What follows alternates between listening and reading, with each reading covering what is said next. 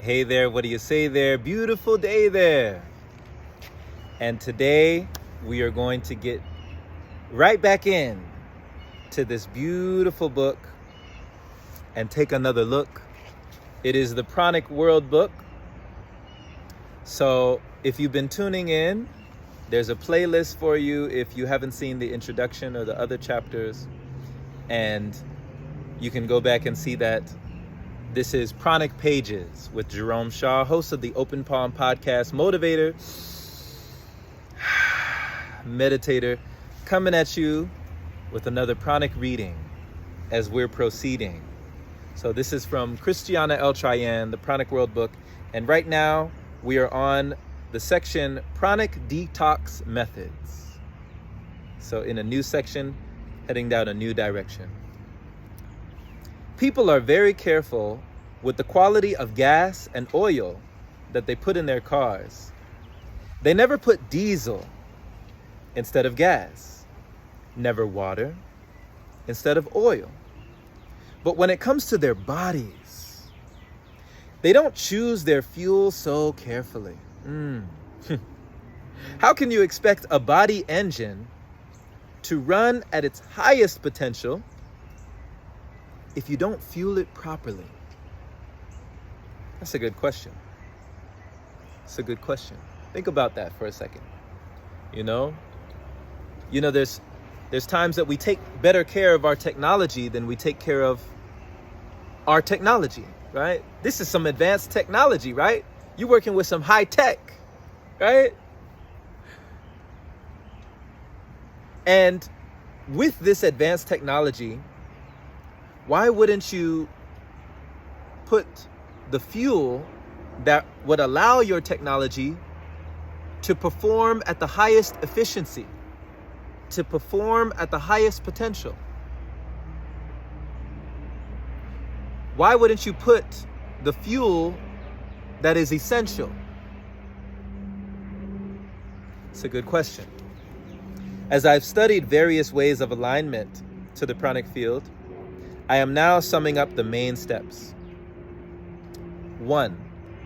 Physical body detox. The body is the recipient, the holder of prana, and it has to be clear and clean for it to be able to store energy and be nourished by it. The main detox methods that I've used are as per below. Getting rid of parasites. The colon and digestive system stores microorganisms that are not beneficial and that are literally eating off the energy, making you feel depleted or craving for toxic food that eventually creates residues that feed these microorganisms. To be able to hold prana in your body and lose the cravings, you need to send these microorganisms away. The procedure is simple and easy to do. It just implies taking some herbs or natural anti-parasite remedies from a natural food shop. Ask your local herb shops for the best solution for this. What I feel called to recommend is to also introduce some aloe vera in your diet along with it, as the aloe vera juice literally washes away and detoxes the body after these microorganisms are neutralized. I'll tell you more of this magic juice in a bit. Just know that it's been considered the immortals drink by the Egyptians and other ancient cultures, and for a good reason. So one of the detox methods that I would definitely suggest, there was the blessed herbs detox, and that was cleansing the colon. I've done colon cleanse, I've done liver cleanse, kidney cleanse. The colon cleanse and the kidney cleanse were definitely powerful. These are powerful cleanses, and things will come out of your body that you didn't even know were there, that you were just not aware. And some things can actually scare, you could look at it and be like, whoa. You can be a little bit frightened, but it also can make you more enlightened, because you're no longer tightened. You're no longer constricted or conflicted with these parasites, with these organisms. So kind of letting them be on their way, not letting them win the day, And that was another thing, the war on parasitic environments, understanding that I was actually harboring the breeding ground for these parasites to come around, to be found within me, and to have a feast in there, right? Developing so much that was stuck in my guts, feeling caught in a rut, stuck in the muck. But that was my doing, so that was my undoing. But realizing that if you got yourself here, then you can get yourself there. It just takes time and becoming more aware. Detoxing the digestive system and main organs. As you go through the first step, you might notice your mood improves and your health gets better. But still, there might be some deeper steps to do to have a clean, healthy body. You've surely heard of the benefits of juices and how the fruits have literally a detoxing role for the whole organism, but knowing the right ones to include in your juice can also triple the effect. Now, I love juices. I still drink juices today.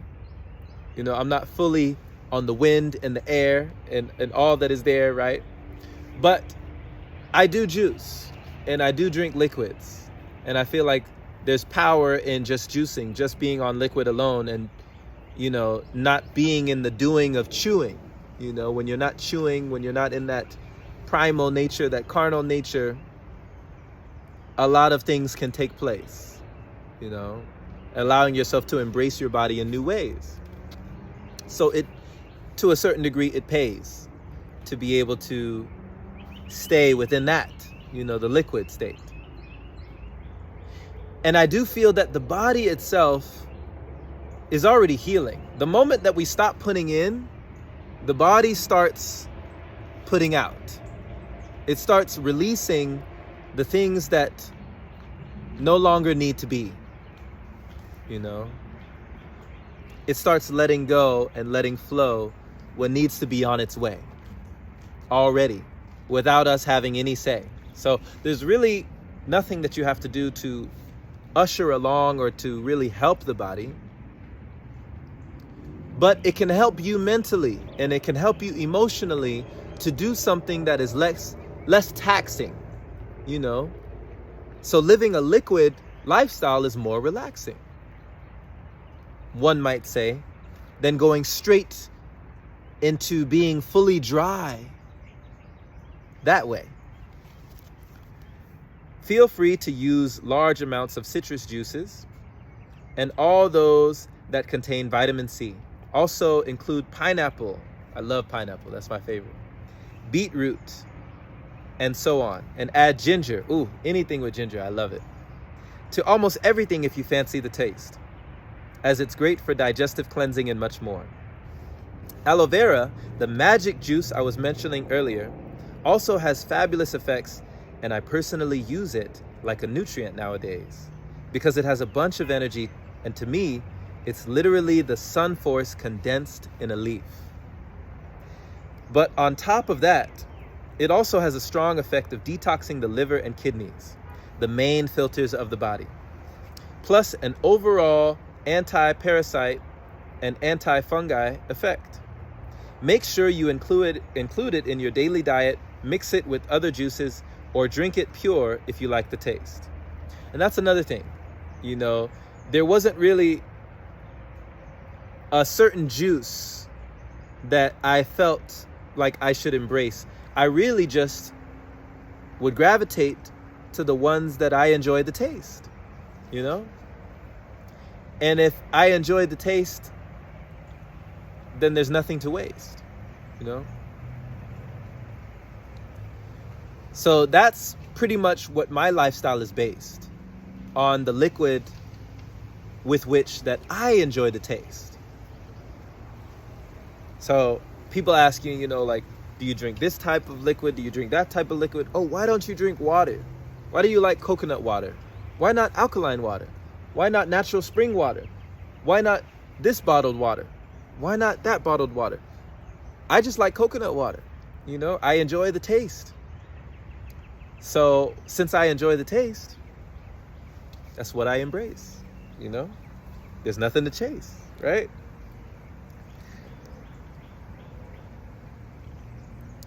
Turmeric is also very beneficial if you have an excess of acidity or overall inflammation in the body, as this condition does not allow prana to flow freely.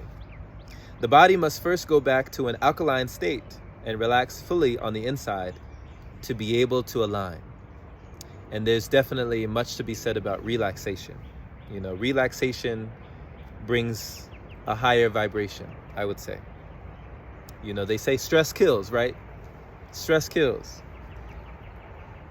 Turmeric is also called the golden powder for a reason.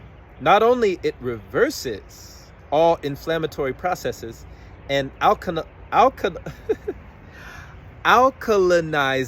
I like that, alkalinizes the body, but it also has a strong detox effect.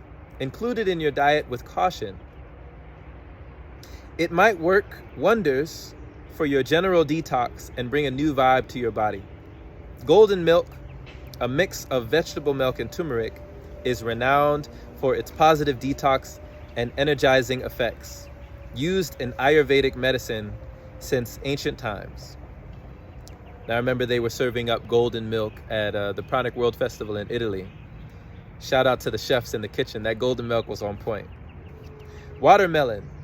For most, it might have been neglected or thought of as just a fruit, but its effects are magical for kidneys, digestive system, and overall energy levels. What that song was, watermelon sugar high, watermelon sugar high. Make sure you also include the seeds and enjoy gallons of it through your juicing detox process. Just don't combine it too much with other fruits, as it works best when served alone. You know, we have a friend, her name is Julia, and her Instagram is @eatlikeit. She lives in Switzerland. I had an opportunity to go out and visit her. Shout out to Julia. She went on a whole watermelon feast. I can't even call it a watermelon fast. She feasted on watermelon for months. I mean, I don't know how many days and weeks she was just having watermelon alone, nothing else. And she was glowing, you know, her energy was growing on just watermelon. Mono fruit diet, you know, so it can be done, you know, anything is possible. And she was loving every bit of it. You know, other people who were looking at her like, don't you get bored? You know, isn't it mundane to just be having the same, you know, kind of fruit every day? She was having her way, y'all, okay? She was having her say. It was amazing just to see that girl play with one fruit, mono fruit diet. So yeah, you know, it can be cool to just use it as a tool. Let go of the rules, right? There's many other detox methods that I might recommend, but once you focus on that, just ask that you find the best method and find your own path through it, as every human system is a complex, unique design. Very true. Very true. So everybody is different, and every body is different. So just understand that. There's no one size fits all, right? But even the small affects the all. Just make sure you check your liver and gallbladder for stones. The liver ones are usually not visible at a regular hospital scan. And also detox your kidneys, and the rest flows by itself. Detoxing the programs that bring parasites in your body. This might feel a little far-stretched to some, but those of you who know about mental and energy reprogramming and energy work in general know that any physical manifestation or ailment is the product of a mental and energetic programming. So it's like, as above, so below, right? As within, so without. The energetic and the mental affect the physical. Vice versa as well. Removing and replacing the programs that bring and maintain the parasites in the body ensures the overall extermination of them, and not just a temporary detox. In my work, I do this regularly, using the soul healing therapy, and the main mental programs that generate this are the victim mentalities. The view of the world as an enemy, and the savior behavior. I like that, the savior behavior. But there are many others that can bring to these physical results. So mental and energy detox go hand in hand with and stabilize the physical one. So we may focus on the physical, but don't just focus all on the physical. Realize that a lot of it can be mental and even energetic, you know? So that can be something that is also revealing on that spectrum. Understanding the energy has a big effect to the ways that we start to reflect. Emotional body detox. The emotional body is one of the main triggers for the excess of food. Emotional toxins accumulated keep you in a state of need. The feeling that you need something from the outside, and the first thing you head to is food. Usually, right? When we're dealing with our emotions, we even have words for it, right? We have terms called emotional eating. You know, when you're sad, you might want that bowl of ice cream, you know? And, you know, when you're nervous or frustrated, you might want those potato chips, right? When you're angry, you might want that alcohol, or, you know, there's so many things that are tied to our emotions. There were even times where I would use things as a reward. You know, when I was celebrating, when I was feeling good, I would run to certain types of consumption. So keeping an eye on our emotions, emotional toxins accumulated keep you in a state of need. Detoxing the emotional body is a deep work, as emotions are structured in layers. From the most obvious ones, the ones that are bursting out, to the most subtle ones, the ones that trigger unconscious behaviors and that are invisible for the common observer, usually accumulated in your system for lifetimes.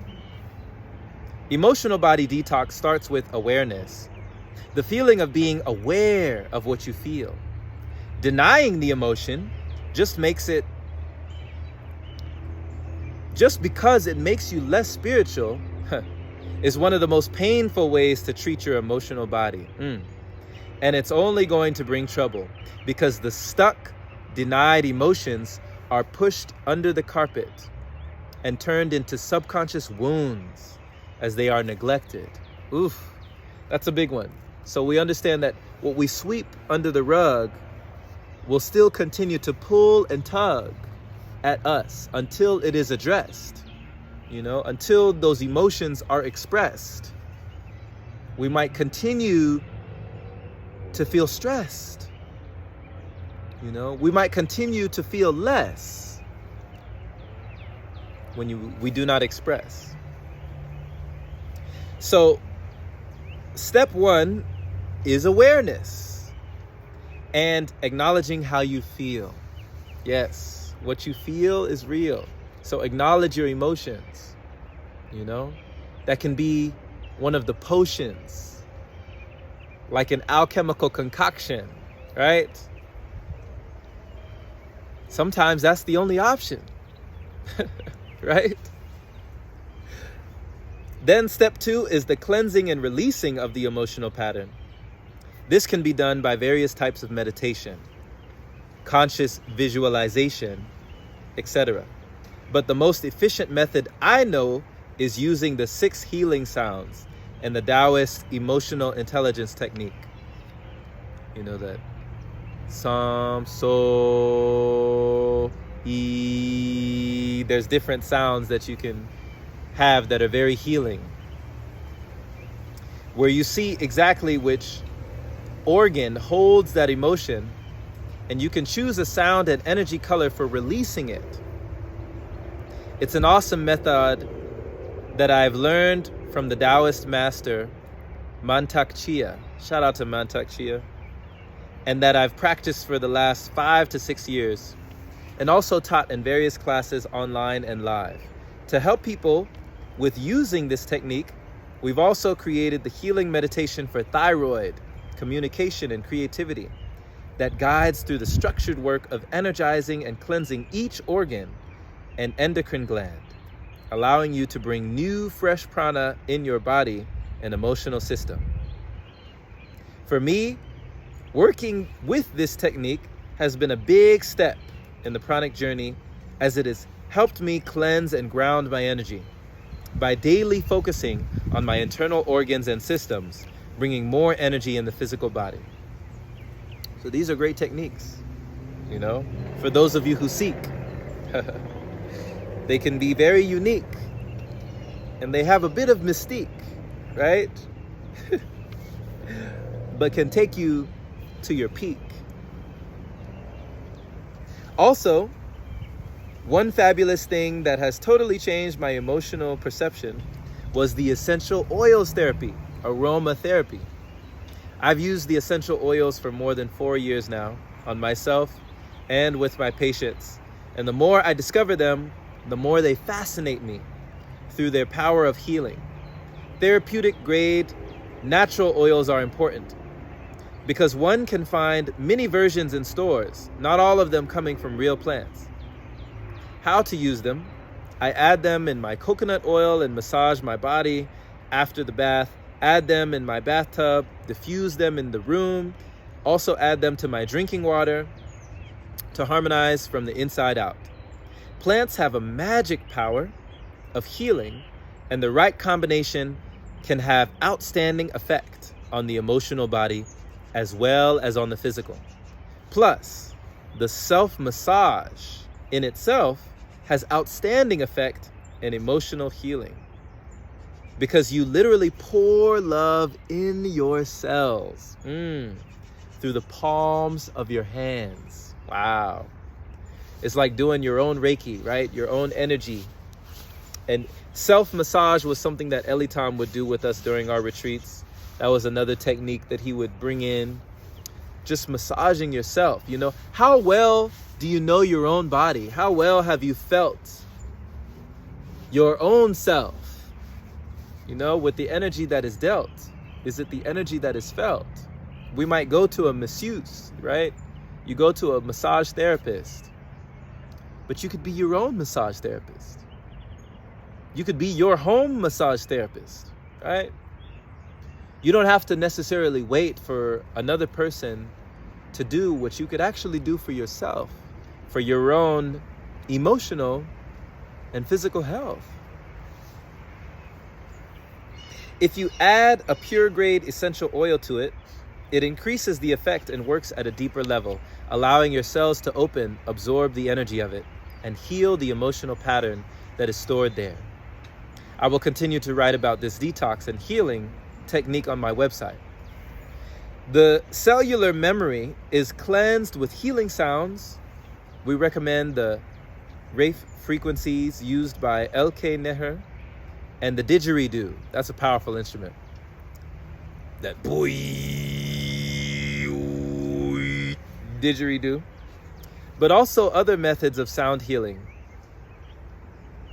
like crystal bowls, Tibetan gongs, or the daily routine of chanting mantras into your cells. I love that. You know, chanting into your cells. You know, everything that we say, everything that we speak, our body is listening. And our cells will start glistening when we start speaking life into our cells. That is the feeling that you start to have when you start to change your patterns of speech. You know? We know we are 80% water, so the power of chanting is obvious, according to Masaru Emoto's studies on the sound effect upon water, including the water in our bodies. So understanding that, of course, your body is made up of water, and when you understand through those experiments that not only can sound change the water, what we say can change the water, what we speak can change the water. Even the words that we put on the bottle could change the water. So you're changing the water within you.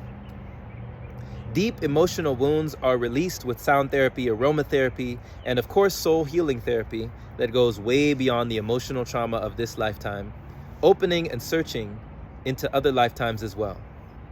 Crystals are also efficient for emotional healing, but mastery is required, as the effects can be powerful. Another powerful practice is red tantra, but that of course requires deep awareness of what's coming out. Otherwise, you're going to blame your partner and the outside world, as it's way easier to look outside for the responsible in a situation. Mental body detox. Step 1.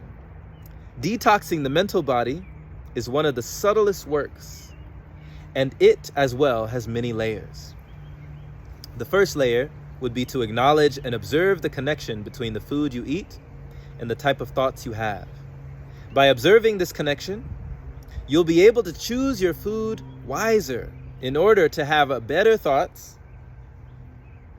And in our book, Get Seduced by Your Own Life, we explain in detail the connection between food and inner states, emotions, thought patterns. So you might want to check it out and go deeper into this ancient knowledge that has been studied and referred to by ancient yogis, Ayurvedic doctors, Chinese naturopaths, and so on. Lightening up the diet naturally brings a clearer, more sattvic nature of your thoughts. But that's just the first step. The second brain we have in the guts, right? You've heard of our gut intuition, right? Our gut guidance. The second brain is the logical scientific explanation for the food-thoughts connection. But there are other more subtle causes as well. For example, the fact that food is energy and essentially information, and depending on the information that you put in your body, you'll get a certain end result in your mind. And the other way around, of course. Of course. Of course. Right? This should be a whole course. This is a whole full course meal right here. Food is information. And information is food, right? So what goes around comes around. What we put in must come out. What goes up must come down, right? There's laws, just like the law of gravity, there's laws. They say garbage in, garbage out, right?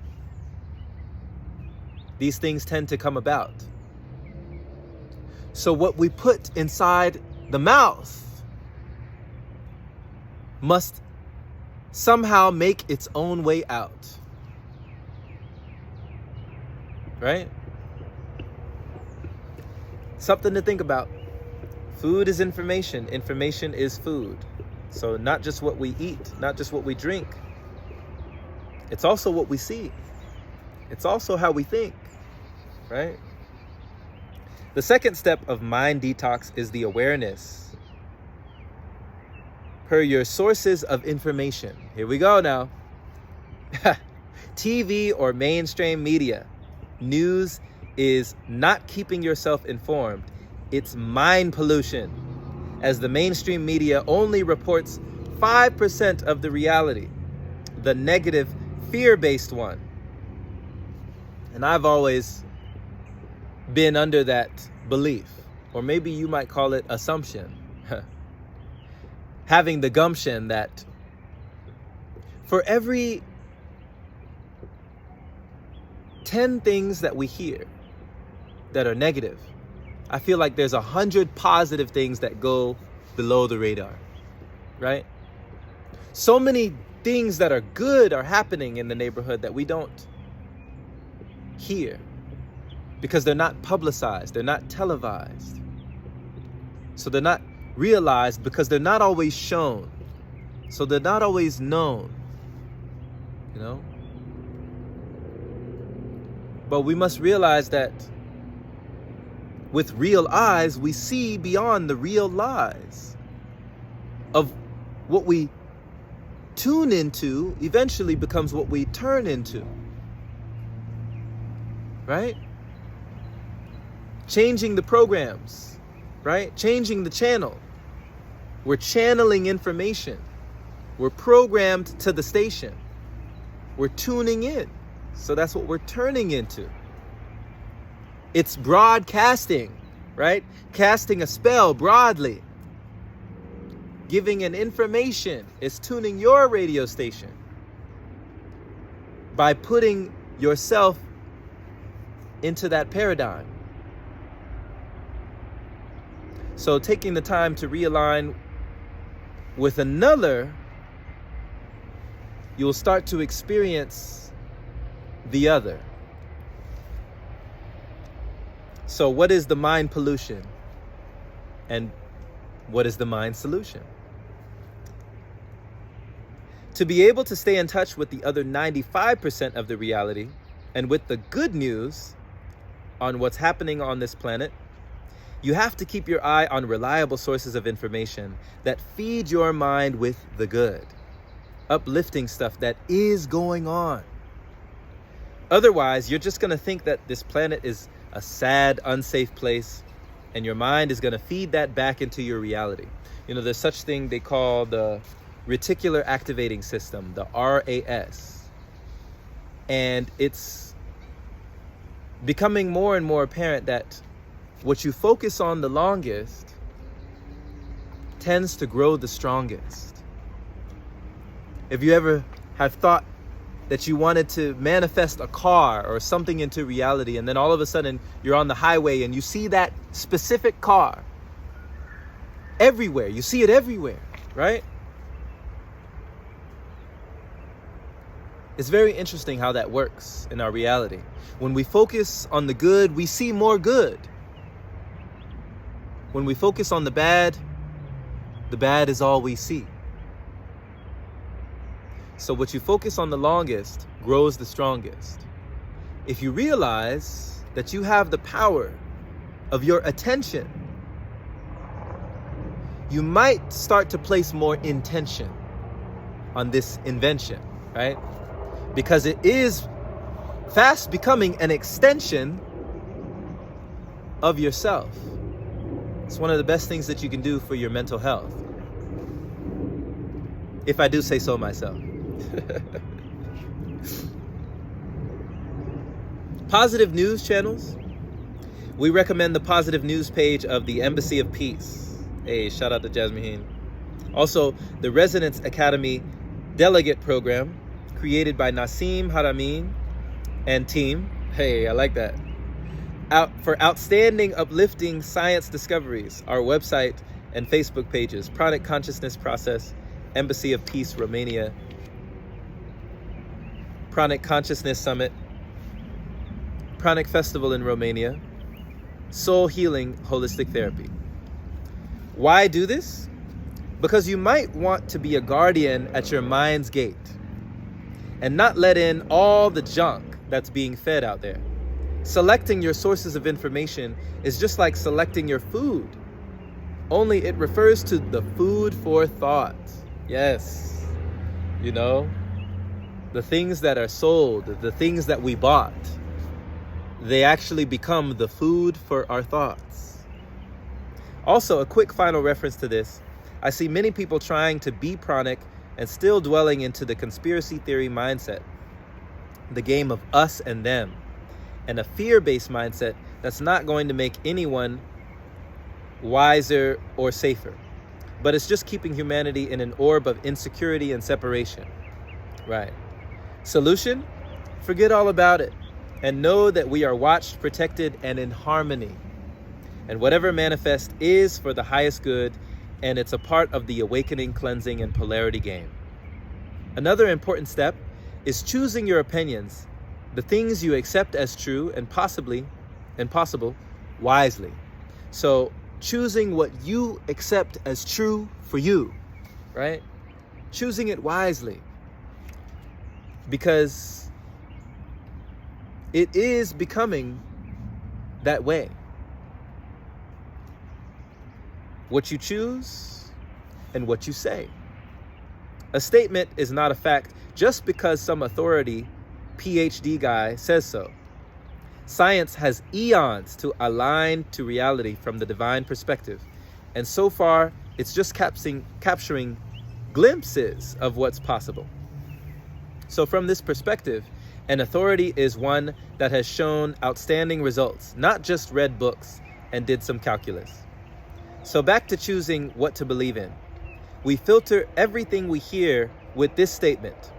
Is this belief making me limitless or limited?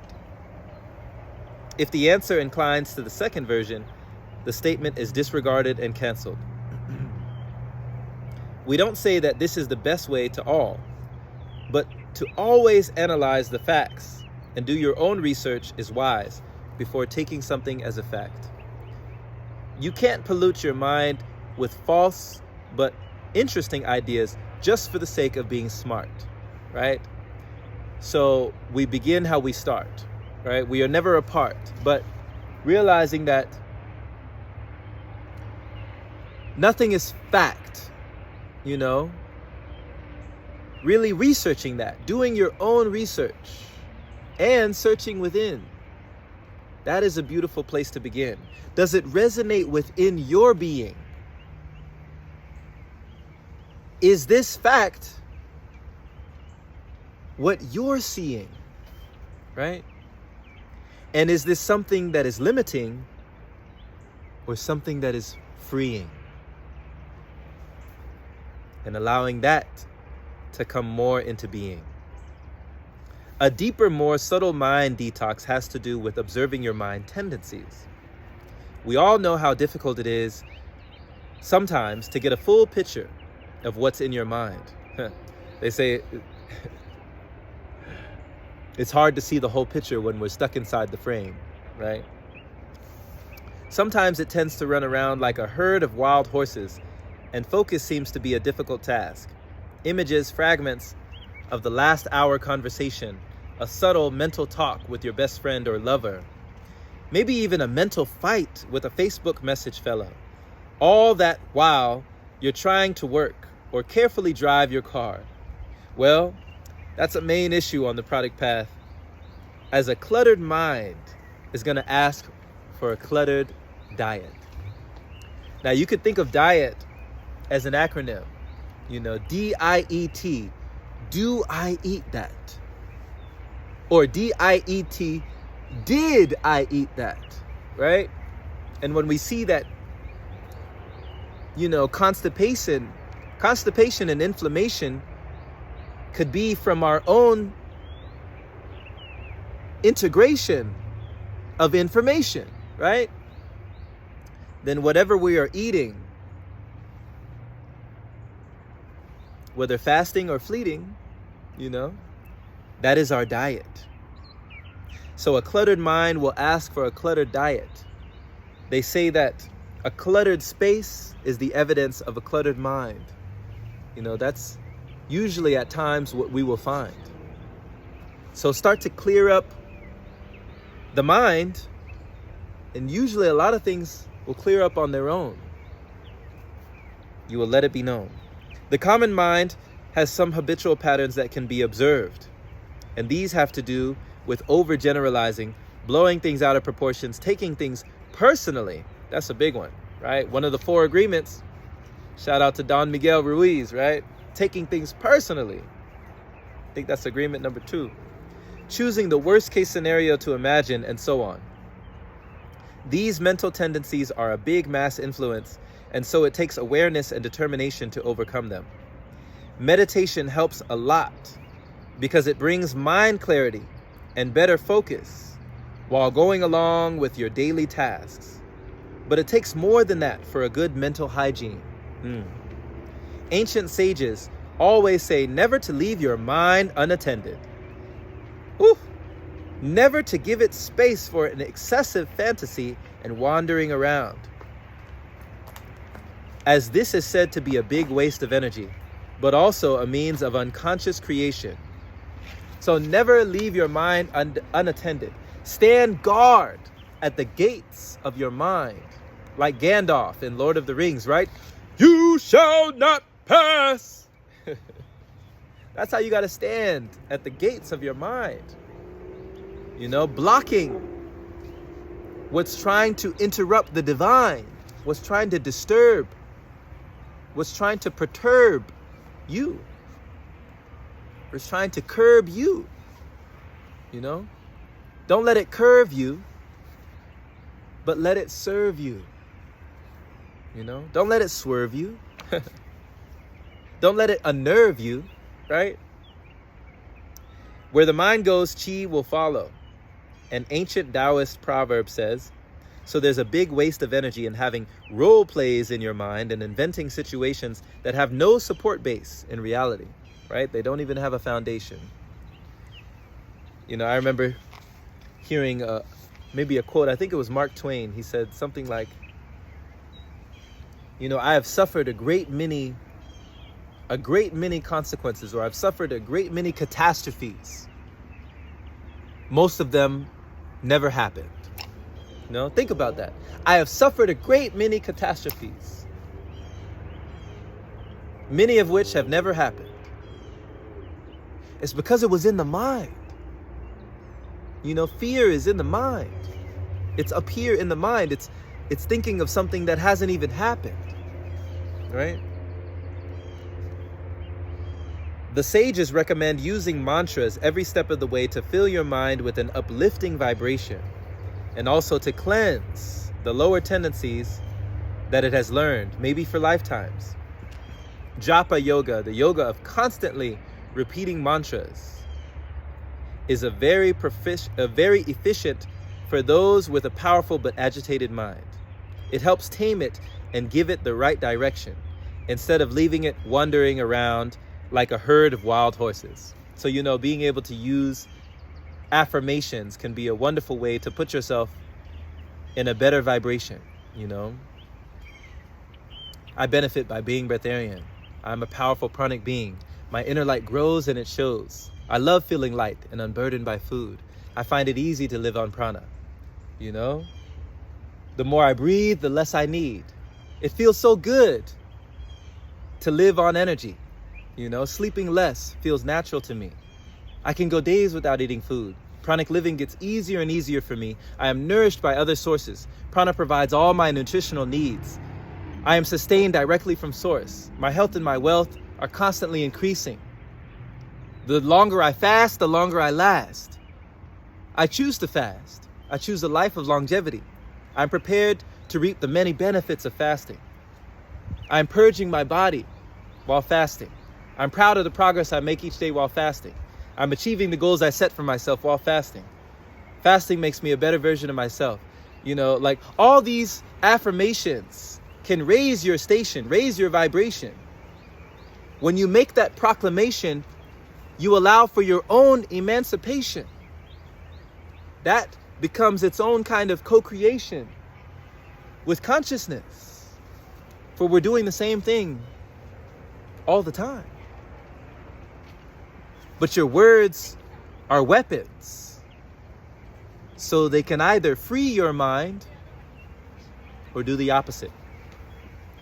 The choice is always ours, you know. How to use this practice?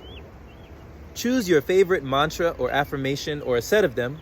Repeat them in your mind wherever you are, when you're driving, washing dishes, cleaning, walking, or whenever you don't have to literally use your mind for calculus or conversation. I've usually done this, you know, when I'm ever, you know, just riding somewhere or walking somewhere. you can fit it in whenever you get it in, right? In all other moments when you're on autopilot mode, the mind gets imprinted with external and subliminal messages or the ideas of others that get picked up from overall energy field. So that's a good thing to note. If we are not consciously programming our mind will be programmed for us. And it may be by someone else that we don't necessarily trust, right? What is not taken care of will continue to rust.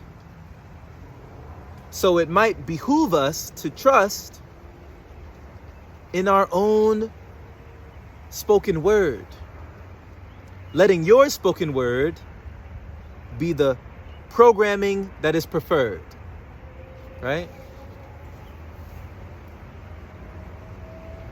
So the mind gets imprinted with external subliminal messages. Repeating a mantra is like choosing your own channel that you want to stay tuned to, instead of randomly listening to whatever is displayed at the TV. So just understand that if you're not taking or making the effort to program your own mind, trust and believe that it's being programmed by something else. Never tried that? Well, try it out and share some feedback. We need that. As a fifth, but not less important mental detox step, has to do with actually detoxing the second brain, the gut area, and digestive system. As many mental tendencies are actually coming from the toxins of the physical body. A good enema now and then, or a saltwater flush, plus daily cleansing your nose with sea salt water can work wonders with your work accuracy.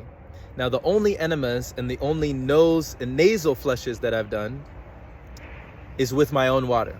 So I use my own living water to do that. You don't have to do that, but she's recommending sea salt water for that. But the only ones that I've done and can be a testament to is the living water. So with Orin therapy. And it's pretty powerful, I'll say to you. And it's structured from you, by you, for you, right? It's made for you, for your own use. These are, again, ancient yogic recommendations, but they are highly applied today in modern holistic centers and even high-class clinics. And yes, you can try this at home, but only with the right tools and knowledge that you can find all over Google now.